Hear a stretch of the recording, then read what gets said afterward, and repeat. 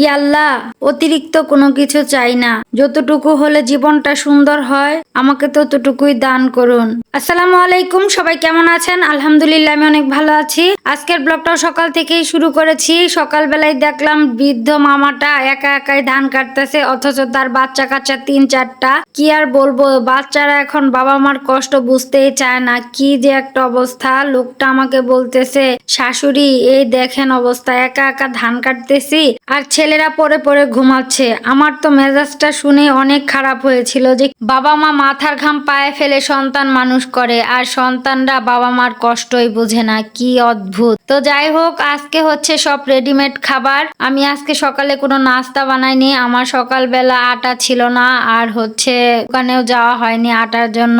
তাই স্বামীকে দুধ আর মুড়ি দিয়ে দিয়েছি, আর আমার ঘরে ব্রেড ছিল, আমি দুধ দিয়ে খেয়ে নিচ্ছি।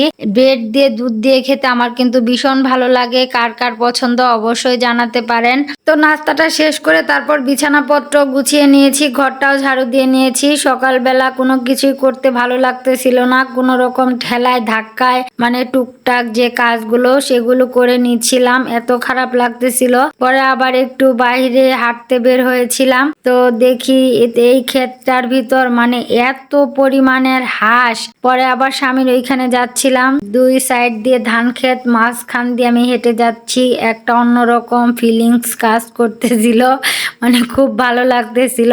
2-4 দিনের ভেতর এই ধানগুলো কেটে ফেলবে। পরে ফার্মে গিয়ে দেখি মুরগিগুলো খাচ্ছে আর ডিম দিচ্ছে। তো বেশিক্ষণ ছিলাম না, পরে বাড়িতে এসে ডালটা বসিয়ে দিয়েছি। ডাল সিদ্ধ করে এখন হচ্ছে ঘোটাটা দিয়ে নিচ্ছি।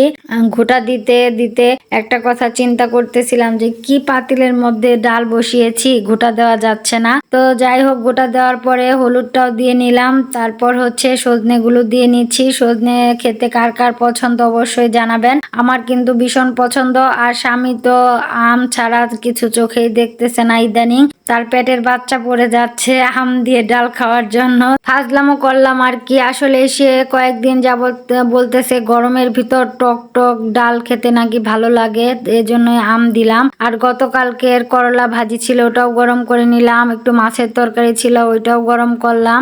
আমি আসলে কি বলবো, মানে একটু একটু রান্না করলেও সেগুলো থেকে যায়। 2জন মানুষ খায়, ছেলেটা তেমন খেতে চায় না। তো পরে রান্না বাড়া শেষ করে অনেকক্ষণ অফ ক্যামেরায় ছিলাম। পরে বিকেল বেলা দেখি ছেলে আম ভর্তা খাওয়ার জন্য আম টাম পোলে তারপরে যে ভর্তা করে নিয়েছে আর খাচ্ছে। মানে তার যে কখন কি খেতে ইচ্ছে করে সেই জানে আর আল্লাহ জানে। তারপর মাগরিবের নামাজটা পড়ে স্বামীর জন্য একটু চিড়া মাখিয়ে দিচ্ছিলাম। স্বামী চিড়া মাখানো খুবই পছন্দ করে। আর ছেলের কথা কি বলবো, এই যে তরমুজ খাওয়া শুরু করে দিয়েছে আবার। তো যাই হোক, কেমন লাগলো আজকের ব্লগটা অবশ্যই জানাবেন। সামান্য ভালো লেগে থাকলে একটা লাইক কমেন্ট শেয়ার করে দিবেন। আল্লাহ হাফেজ।